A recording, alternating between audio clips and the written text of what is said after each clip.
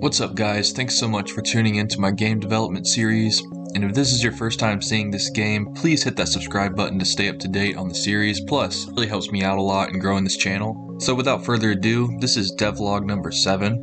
Now there isn't a lot of changes since the last video, except that the artwork, which you have seen up until this point, has been updated. What you're seeing on screen, if you're new to the channel, is the previous art style, and without further ado, here's the new textures we will be using. Now, hopefully this doesn't upset anyone. Out of all the 5 or 6 of you that voted on my poll, the results were like 50-50 for changing the style that I thought we needed to change. As some of you may know, I am a fan of the game Dwarf Fortress, and back before the Steam release, I would play the ASCII version of the game. Besides from a few good texture packs out there, you're stuck trying to decipher the matrix of ASCII dots running around on the screen, and it was fun, and I still had a blast doing it. But once the Steam version came out and the art style was updated, I found myself really in love with the new look, because for the first time I didn't have to picture it all in my head. Instead, it was happening on the screen. So I think the same thing applies for my game. Sure, the old work was easier for programming, which is why I had it in the first place, but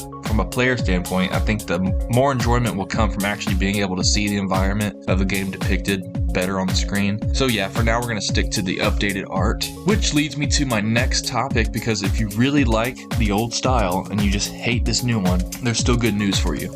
I've always planned to make this a free game, and don't worry, it's still going to be free. And in addition to that, I will be making the game completely open source, which means if you are so inclined, you can create your own artwork and use it in the game. This will be great for mods of any kind, and I want to fully encourage a great mod community. So if you want to see stuff like this, then someone can mod it in. So other than that, I changed the movement back to the original tile-based movement, which is how I always intended it to be. The work other than that has really been behind the scenes stuff. I had to rework a lot of the movement code to fix some things that were not fully optimized. I added new UI elements since the last ones didn't go well with the new artwork. And in the future, I plan on reworking the UI even more so that it's based on when you click the NPC, not just there on the side of the screen all the time. So what's next? Well, coming up soon, I'll be moving on to some more fun stuff. The friendship system is going to be added, and I'll be working on an NPC inventory system so they can store things on themselves. This way, they could gather water from a well and keep it in a jug